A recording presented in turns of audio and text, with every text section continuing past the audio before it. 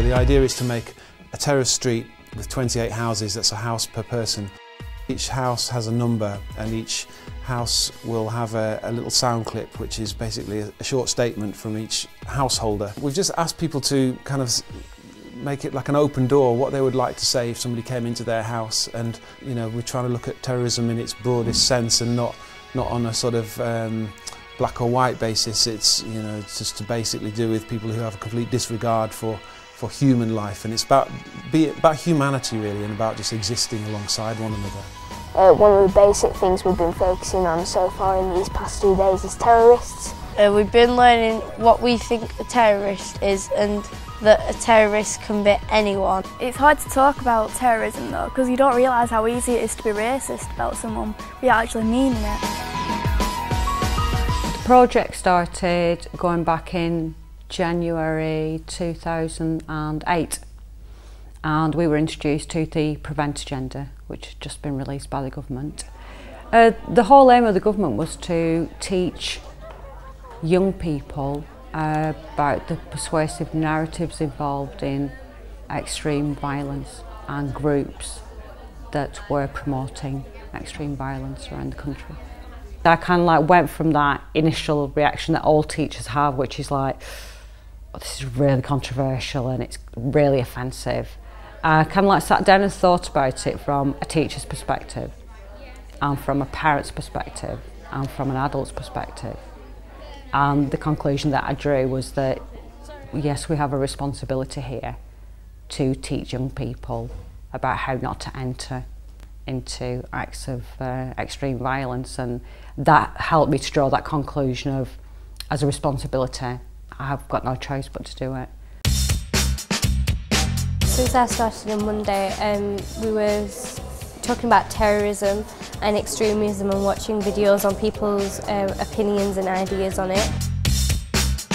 On Tuesday we did like a Jerry Springer show, and we, again, about the community issues, like our point of view on it, and we had to like make it funny in a way, but we also had to make it serious so that we told them what we was thinking. You know, why not use humour to look at some really serious issues that are going on in the world, that, you know, issues that these young people are being bombarded with on a daily basis whenever they switch the TV on. On Wednesday we did a self-portrait on ourselves, so we had to get like a big A3 piece of paper and charcoal, and we had to draw ourselves, but we weren't allowed to use mirrors. It was quite hard though, because like, you don't know what other people think of you. So I didn't want to like draw a good one and then people think, well, that's not what I think you like, so you have to try and balance it out a bit. Today we finished recording the doorbell tunes, and we're going to start doing the rap to our house. Living together on community clothes. We've decided to make a rap song which is about bringing everyone together. So we've used the Madness song, Our House. In the middle of our street. Our house. In the middle of our street. What I've found over the past couple of years is that young people are more comfortable talking about terrorism than adults are. They're more comfortable talking about cultural conflict, they're more comfortable talking about religious conflict than we are. And we presume that they're not. Well, on the first day I was scared about things like what people would say about what I was saying, but then once they got their things out, and it was quite similar to mine, so I started to speak out as well. I was a bit nervous because like I didn't know where I was going, and I knew all people from Accrington Academy will be like looking around and thinking, oh look, it's those people from Hollins and stuff. So I thought it was going to be a bit hard, but it weren't actually as hard as it seemed. Everyone's just getting along, like we're all gelled now, even though we've been together for about 2 and a bit days, 3 days. I think as a teacher I do try and make lessons fun, but the more you get to know your students as people, you can then begin to approach them as students. Because if you don't know the person, you've got no chance of getting them open enough to take anything on board. Is that we're not teaching them how to think, we're empowering them with the knowledge so that they can make the right choices for themselves, to make informed choices. Yeah, I'm definitely looking forward to it. I'm really excited about all the little houses in the street and how big the shop's going to be and how many people are going to come as well.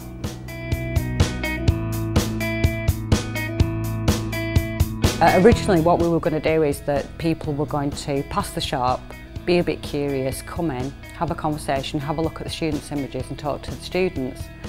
The students weren't having that at all. They were going out and they were saying, oh, right, we're Accrington Academy students and we have got an art display about community issues. Please come in and talk to us.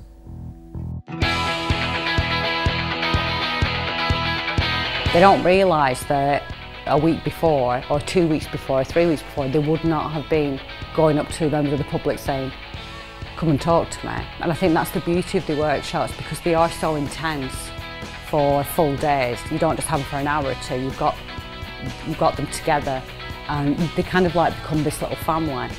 And then the thinking all becomes very similar and then everybody starts thinking on the same wavelength. I think what's good about this project is that it goes outside of the school, so it gives the students an opportunity to have a kind of a real world experience. I thought it's inspiring. I think the children's messages are positive, very positive, and show that they've got a good understanding. I think the exhibition is bringing a lot of awareness to residents of the borough. I think you should be congratulated on it. It's about what's been said. So when you press the buttons and you listen to people talking about issues, then I think it's exceptional.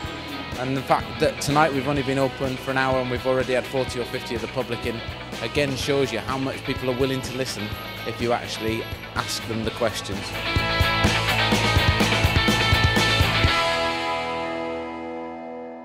These are now our ambassadors. They are out in the public, sharing what they've learnt about themselves, about others, about community.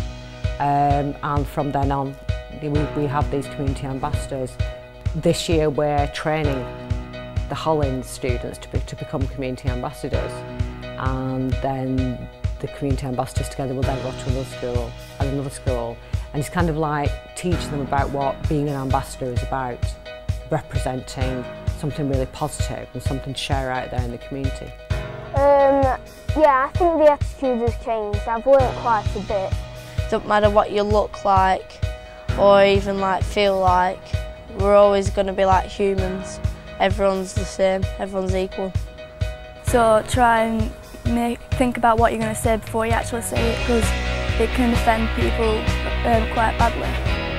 It has been interesting because I've always thought of a lot of the terrorism issues in my point of view and my families and my communities, but like I've not really known from other schools what they think. I think I used to be a little bit more stereotypical before, but now whatever everyone said, like what they've got out, I think it's changed my views a little bit. I would say don't be afraid to do it. I would really say go out. Your initial thoughts will be quite scary and you will have fears. One of the questions I say when I'm training people on this is that if we don't teach them not to be involved in extreme violence tomorrow, who will?